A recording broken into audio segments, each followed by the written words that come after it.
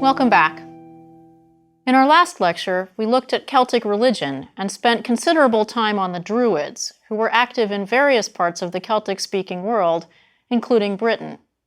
In this lecture, we'll concentrate on Britain. First, we'll examine the question of whether the inhabitants of Britain can be called Celts, and if so, in what sense, and then we'll look at what life was like for the people of Britain, both before and after Britain was occupied by Rome. So let's start with an important question. Were the Britons Celts? It used to be easy to answer this question. Of course they were Celts. The earliest proper names we have from Britain are definitely in a Celtic language. By the time of the first Roman invasion in the 1st century BC, they were producing objects in the Latin style of art. If they were speaking Celtic and producing Celtic art, they were Celts. End of story. So let's assume for just a minute that these people are Celts. We'll come back to the question of whether they were or were not Celts a bit later. So we assume they're Celts. How do we get Celts in Britain? The old model for the Celts would have said that Britain became Celtic through invasion. Celtic warriors from Central Europe brought the total Celtic package with them. Language, art, culture, the cult of the severed head, the whole thing. But there are some problems with the evidence. The first and most obvious problem is the point I've made before, which is that no ancient author calls the inhabitants of Britain Celts. They did call people on the continent Celts, but not the people of Britain. Another problem comes with the linguistic evidence. I mentioned earlier when talking about the Celtic languages that we have two major groups of Celtic languages today, Brittonic and Goidelic, corresponding roughly to the languages spoken in Britain and the languages spoken in Ireland. And this division within the Celtic language family poses a problem for the invasion model. Modern linguists mostly believe that the Goidelic branch of Celtic developed earlier than the Brittonic branch. If that's the case, how do you work out the timing of a Celtic invasion of the British Isles and Ireland? Well, there's an obvious answer, though it's probably not the right one.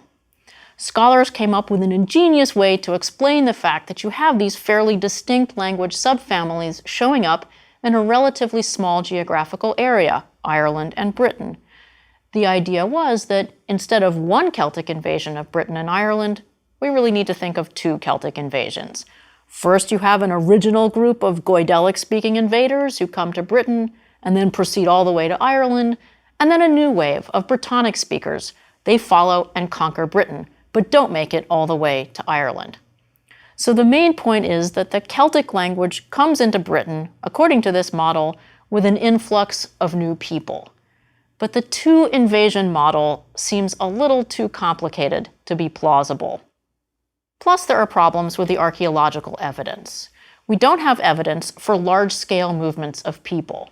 Usually, when you have a big population movement, you see a lot of basic aspects of life shifting accordingly. Things like the style of house that is being built, or the kinds of animals being raised, or the kinds of crops that are being grown. You don't see that in Britain. Instead, you see a lot of continuity down through the Iron Age, right through to the Roman invasions, into the 1st centuries BC and AD. So we have three objections so far to the invasion hypothesis. One based on the lack of written evidence for the Britons being called Celts, one based on linguistic evidence, and one based on archaeological evidence. We have a fourth kind of objection to the idea of a Celtic invasion, and it comes from a very modern technique, the study of DNA. If the invasion hypothesis is true, then we ought to be able to see a connection in the DNA of modern British people with the DNA of Central Europeans around the areas of Hallstatt and Laten. But recent studies have shown that the inhabitants of Britain are not closely related to the inhabitants of Central Europe. So if the Celts were from the Hallstatt-Laten region, they were not the ones who invaded Britain. But if you don't see evidence of people coming from Central Europe to Britain, you do see the arrival in Britain of Latin-style art. For example, we have a wonderful object called the Wandsworth Shield, dating from the 2nd century BC, which was found in the River Thames in the 19th century. It may have been one of the votive offerings of weapons that were extremely common in this period. It is very strongly marked by the spiral designs that are so characteristic of the Latin style. And we could multiply the examples. So how did this happen? In recent years, scholars have replaced the invasion hypothesis with a different model altogether. They now believe in a process of Celticization by diffusion rather than invasion. It's the idea I mentioned in an earlier lecture that this art style became a very popular fad. There were apparently many aspects of Celtic culture that appealed to the peoples of Britain, and they slowly adopted them, including the language. So we have two models, and a scholar named Lisa Bond has come up with a very evocative way to distinguish them. She calls the invasion model the diaspora model, and she calls the diffusion model the meme model. What do these two terms mean? The diaspora model is fairly obvious. Of course, this is the idea that art styles spread with the people as the people spread out from an original homeland. We might think of diasporas that we are familiar with, such as the Jewish diaspora or the African diaspora, where certain aspects of a people's culture travel with them. The diaspora model just might allow us to get away with the fact that we have no evidence for a kind of destructive influx of people. Maybe it was peaceful settlement. But still, it was a genuine movement of substantial numbers of people. The meme model is completely different. Instead of the people bringing the art style with them, the art style spreads without people moving from place to place, kind of like a meme spreads today on the internet, without any of the people involved migrating at all. But there is no internet in the late Iron Age, so how does an Iron Age meme spread? People have to be involved somehow. One possible mechanism for how this happened is through trade. Britain was a major center of metals, particularly tin, copper, and iron, especially from Cornwall and Wales. We know that the Phoenicians in the early first millennium BC bought tin from Britain. Tin is a crucial component in bronze. And it was well known throughout the Mediterranean that Britain was where you went for tin. Archaeologists have uncovered the remains of Iron Age tin mining, which was sort of like panning for gold, except you artificially create a stream that separates the heavier tin from the lighter sandy soil that has settled above it. This is called tin streaming. And this trade in metals probably created a kind of merchant elite all along the Atlantic coast of Europe. These areas were Celtic-speaking, as we know, and it may be that Celtic speech and certain aspects of Celtic culture made their way to Britain by this route. The art may have taken a different route, directly from Central Europe. And remember, the art barely made it to Spain. So you get a fusion in Britain of Celtic speech with Latin art, both of which were probably associated with high status. And then the language spread. This is not as weird a notion as it sounds. It turns out that a very similar process of language change happened in Britain later on with the arrival of the Angles and Saxons. So we have two models for Celticizing Britain. The diaspora model is simple. People called Celts bring Celticness with them, the whole toolkit: Celtic languages, Celtic art, Celtic culture. The meme model is messier. Somehow, for some reason, possibly due to trade, people in Britain started speaking Celtic languages, and they also adopted a distinctive art style. But these two elements of culture, language and art, might have actually reached Britain from two different directions. So are we entitled to call the inhabitants of Britain Celts? I think we are, as long as we know what we mean by the term. We are calling them Celts because they spoke a Celtic language. And while there are a lot of scholars who expend a lot of energy trying to stop people from calling the Britons Celts, it is such an ingrained habit by now that it isn't worth getting too worried about. That is enough models and theories for now. I'll talk a little bit now about what Britain was like before the Roman conquest, and then say something about how Britain fared under Roman rule. The important thing to grasp about Britain in the Iron Age is that it was not politically united. Pre-Roman Britain was divided among many tribes. If you look at a map of Britain in this period, you can see that there are quite a few tribal groupings. Some of these tribal confederations were quite dominant in their respective regions. Sometimes these tribes allied with each other, and other times they fought against each other. But this was a fairly prosperous society with elites that became wealthy, especially in the south and east, which had much richer agricultural lands. And these British tribes were not isolated from the continent, by no means. The tribes in southeastern Britain adopted some of the traits of the more materially advanced cultures on the continent, including coinage. The startling thing is that if you look at a map of the tribes that adopted coinage, you are almost looking at a forecast of the political map of Britain in the 20th century, with a south and east much more oriented toward Europe, and a north and west that is much more insular in orientation. The modern world is not so far from the Iron Age after all. This was a diverse society with various forms of political organization. Some of these tribes, but by no means all, built impressive hill forts, somewhat similar to the ones we see on the continent. A map of Iron Age hill forts in Britain reveals a very uneven distribution pattern across the island, with concentrations in the north, in Wales, and in the southwest. The most famous surviving example is at Maiden Castle in Dorset. The material culture is also not uniform throughout the island, and this is yet another reason why modern scholars are uncomfortable calling it Celtic Britain, because that tends to minimize the importance of regional variations. Enter our old friend Caesar. In 55 BC, while Caesar was in the midst of his campaigns in Gaul, he led an expedition to Britain. But it wasn't very successful, so he came back the next year with a greater number of soldiers and managed to get some local British tribes to promise submission to Rome. Then Caesar left. Really, there wasn't much more to it than that. This British adventure of Caesar's was mostly just an offshoot of the campaign in Gaul. Caesar seems to have been drawn to Britain partly because he thought some of the tribes there might have been giving aid and comfort to his enemies in Gaul. Some of the British tribes may in fact have had family connections to Gaul, and as we have seen, they certainly had very close economic ties to Gaul. Another reason may also have been that Caesar had heard rather exaggerated stories about the potential riches to be found in Britain. Maybe there was lots of gold and silver there. Of course, this didn't turn out to be true, and that may be one reason why Caesar didn't bother to put more of an effort into conquering Britain.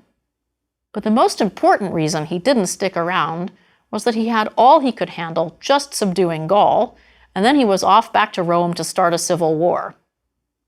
Caesar's little British escapade had really been his own project, part of his private effort to secure riches and fame. It wasn't really official Roman policy at all, so nothing much more happened between Rome and Britain for about a century. In that century, of course, a lot had changed for Rome.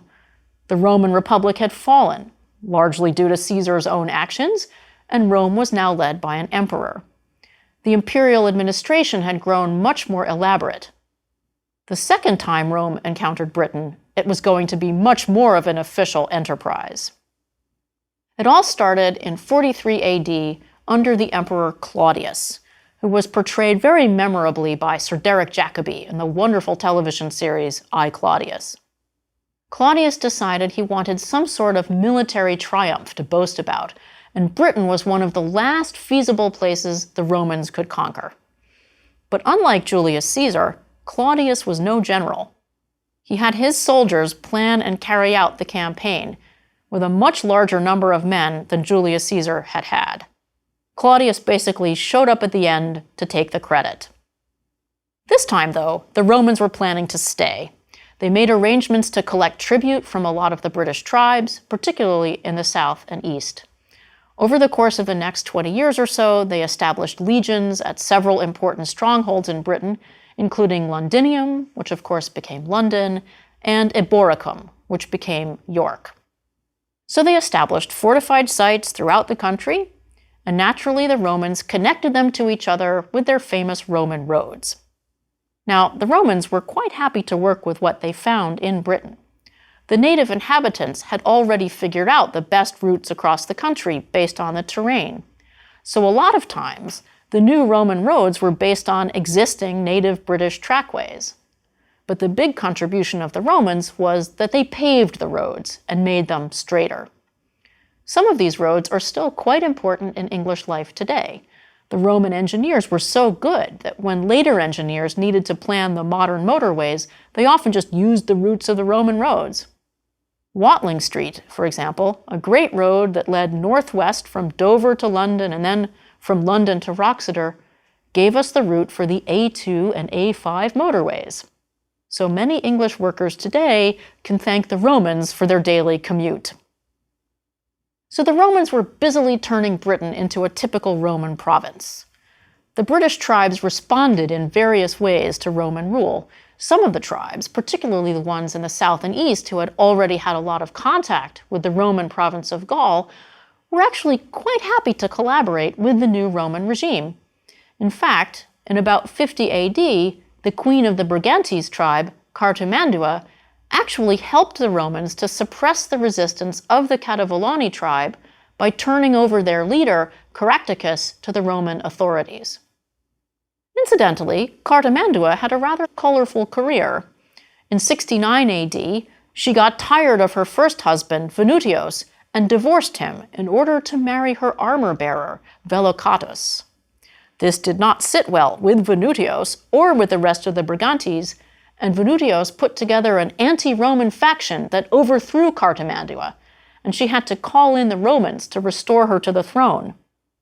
There was a second rebellion after that, and this time the Romans were not able to put Cartimandua back on the throne. All they could do was save her life.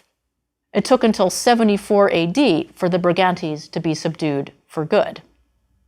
And the rebellious Brigantes were by no means alone in resenting Roman rule. As I said, some tribes had entered into agreements with the Romans, but not all. One tribe in particular, the Iceni of eastern England, broke out into a terrifying rebellion in 60 AD, and this rebellion nearly swept the Romans out of Britain. What happened was this. The king of the Iceni, Prasutagus, had died without any sons, leaving only his widow, Queen Boudica, and 2 daughters. The Roman authorities decided to incorporate the kingdom into the administration of the province. But apparently, some of the local Roman officials overreached themselves when they were sent to carry out this annexation. Roman soldiers ended up flogging Queen Boudica and raping her daughters. This was a seriously bad move. Boudica rose in revolt and carried many of the other southern British tribes with her. According to the classical historian Cassius Dio, Boudica rallied the Celtic tribes while wearing a torque, which was a characteristic Celtic symbol of authority. This sort of torque has been found in Britain, for example at Snettisham in Norfolk, which was ruled by the Iceni. Some people like to speculate that this is actually Boudica's own torque, but that would probably be too good to be true. The Iceni and their allies seemed determined to erase all sign of the Romans in Britain.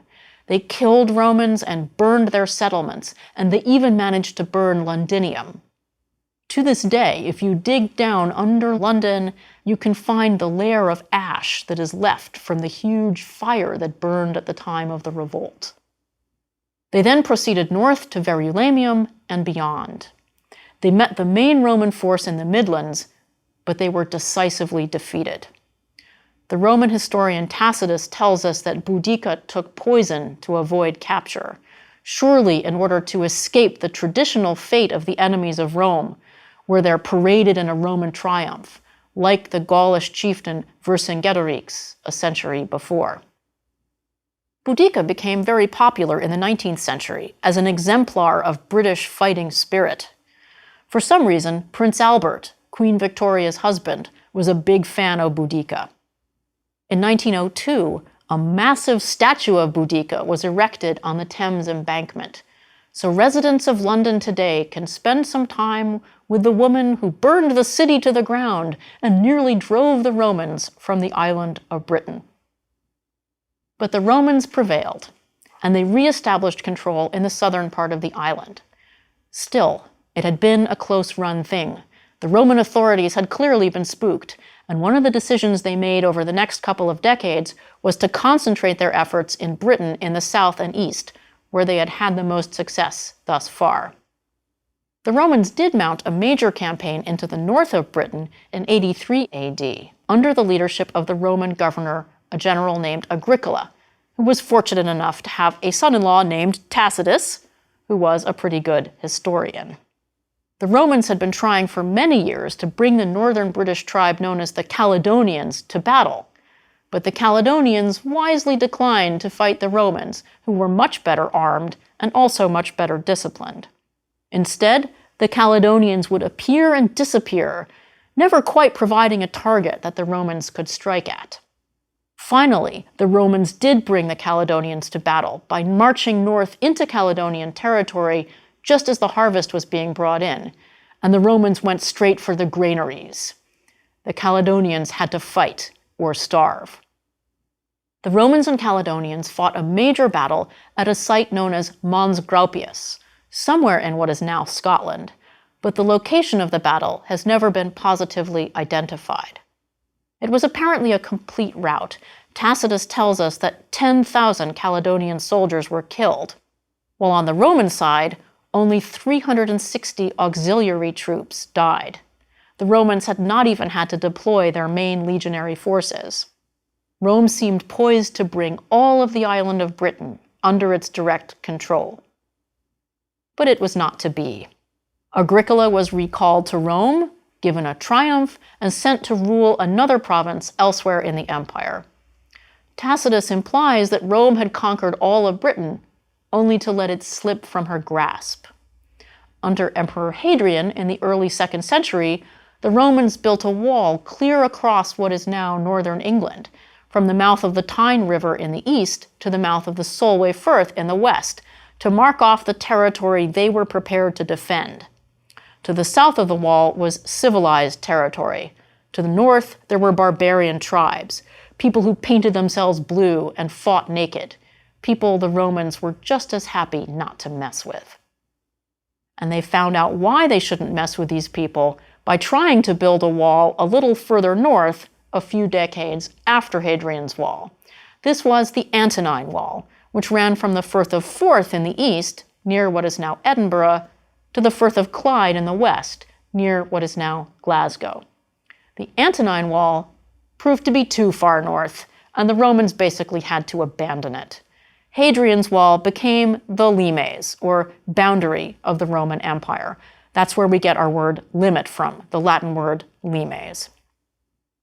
Beyond the wall were the Picts. I'll talk about them later. They were reasonably scary, so the Romans elected not to try to conquer them. Now let's look for a moment at where things stand in the mid-2nd century or so. Britain is already divided into a larger southern portion that the Romans were willing to defend, and a smaller northern portion that they're not interested in defending. This geographic distinction roughly foreshadows the later division on the island of Britain between England in the south and Scotland in the north. But even in the south, the colonized area, the Roman province of Britain fell into two broad zones. First, there was the southern and eastern part of the province. This was the area with the most fertile agricultural land, largely in the form of broad plains. It was the easiest for the Romans to conquer. By the 2nd century, there were about 40 major urban centers established in this part of Britain, including the forerunners of the modern cities of Leeds, Lincoln, Newcastle, Exeter, and many others, all connected up by those famous Roman roads. This area was certainly Romanized to the extent that the towns had the usual Roman buildings and other trappings, a forum, an amphitheater, that sort of thing. There were also quite a few large Roman villas in the south. These were huge estates that probably employed many slaves. So that part of Britain, the south and east, looked fairly Roman, at least if you focused on the towns and the large villas. But there was another zone to the north and west that looked quite different. Here the landscape was hilly and rocky, and it was much harder to set up the kinds of settlements the Romans were used to. Also, the local tribes were less cooperative. So the Roman military presence in these areas, especially what is now Wales, Cornwall, and the Northwest, had to be much stronger. Here there were more fortresses staffed by Roman legions. They were mostly pretty successful at preventing serious revolts, but there was certainly no chance that they would be able to hold the province if the soldiers weren't there. So what was the impact on the native British, the Celtic speakers who had been conquered by the Romans? Picture is an interesting mix. Some things stayed the same, other things changed, and the degree of change depended on where you were. In the cities, the language of daily life, certainly of commerce, was Latin, and all the main cultural trends in the life of the Roman Empire eventually made their way to Britain: artistic styles, styles of dress, etc., even religion. From about the 3rd century, Christianity appeared in Britain and got a secure foothold in the towns. Of course, it had plenty of competition. There were dozens of other cults being practiced in the British towns, just like in all the other Roman cities. In fact, Roman Britain could boast a ritual center that was famous enough to draw pilgrims from other parts of the empire, namely Aquae Sulis. This was a town in the west of Britain that had wonderful hot springs. The native British population had used the site to venerate their goddess Sulis. The Romans were a broad-minded sort of imperial people. They liked to take over and adopt the gods of the people they conquered. So the Romans figured that this goddess Sulis was close enough to their own goddess Minerva, the goddess of wisdom, so they worshipped a composite goddess, Sulis Minerva. This, of course, allowed them to take advantage of the fantastic hot springs at the shrine of Sulis. Of course, these springs later gave us our name for the city concerned: Bath.